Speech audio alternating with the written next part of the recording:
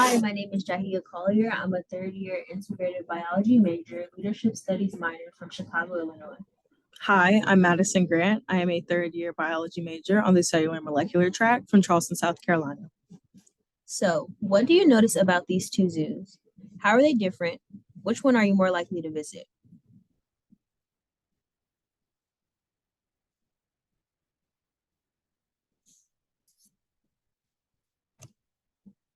On the left, we have the Luray Zoo, a private owned rescue zoo operated by Mark and Christine Kilby. The inspiration came from Mark's mother owning exotic pets. He's known as the master falconer.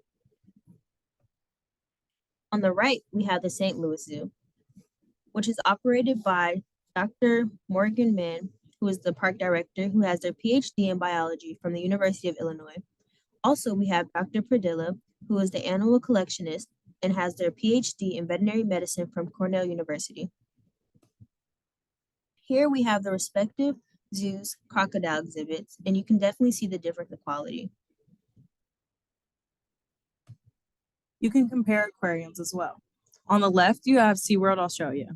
The founders originally had in mind an underwater restaurant, but once that idea failed, they pushed the idea of having an interactive zoological park. On the right is the Shed Aquarium. The president and CEO, Dr. Bridget Coughlin, has a PhD in biochemistry from the University of Iowa. She began the aquarium's conservation partnership to reduce global plastic waste and advance the protection of marine sanctuaries. So, zoos and aquarium. From these comparisons, we pose many questions. Are these animals kept in confined spaces? Or in controlled environments for their safety. Are they beneficial to animals? Or harmful. Do they disrupt the natural world? Or are these attempts to save it? Do they offer a low quality of life? Or are these places for recovery? The first question that we want to evaluate is, what's wrong with these facilities?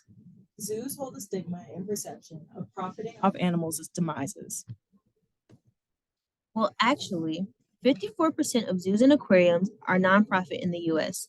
The funding they receive goes towards the maintenance of their facilities, salaries for their zookeepers, and most importantly, their treatment team.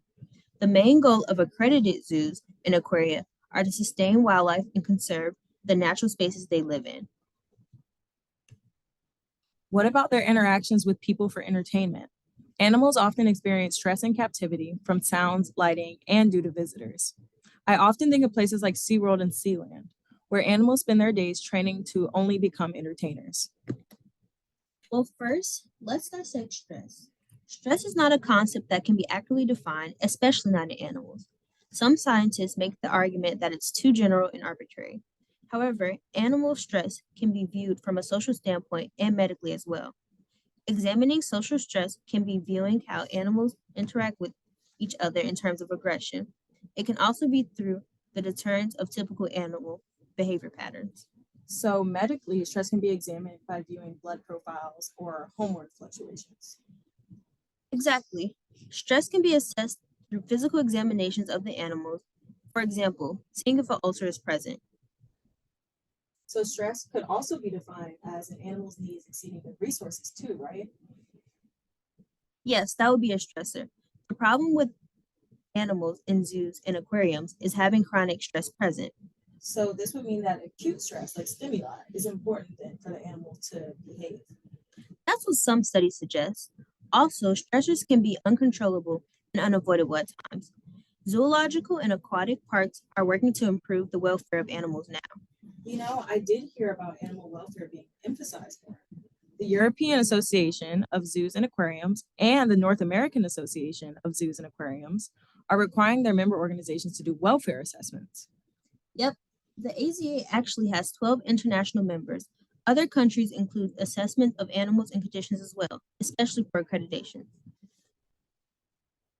Let's take a closer look at accreditation. It can be evaluated using very different standards. It extends from animal welfare, which includes their enrichment. It looks at their care and also their management, not only of their facilities and their living environments, but also how they interact socially with groupings, their health, and nutrition, as in what they're being fed and how they can scavenge for food. Well, now that you mention it, I have been to a few of the AZA accredited aquariums and zoos. For instance, the Georgia Aquarium, and also I've heard of the Smithsonian. Wow. I still don't know if I'm completely on board with zoos, though. I can't help but think of the limited space available for these poor animals. Aquariums and zoos are essential for animal research. Sometimes they'll even have controlled environments, which are different from their actual facilities that are for people. I know that they're really important for research too, but is research worth such a low quality of life, or is that another common misconception? Well, veterinary care is readily available, and the treatment in terms of the checkups, they do those periodically, they conduct surgeries, and they deal with wound cares or even run radiographs. Also, the standard of wildlife cannot be applied for those who captive since they are living in different conditions. That's true. There are completely different factors when it comes to comparing the lives of wild animals to those in zoos and aquarium. Exactly. Some institutions have reintroduction programs to raise and rehabilitate animals. You're absolutely right. I did not even consider that rehabilitation helps animals return to their habitats safely. Aren't there still environmental disruptions of zoos and aquariums, though? Environmental disruptions? Yes, as in removing animals from their natural habitat.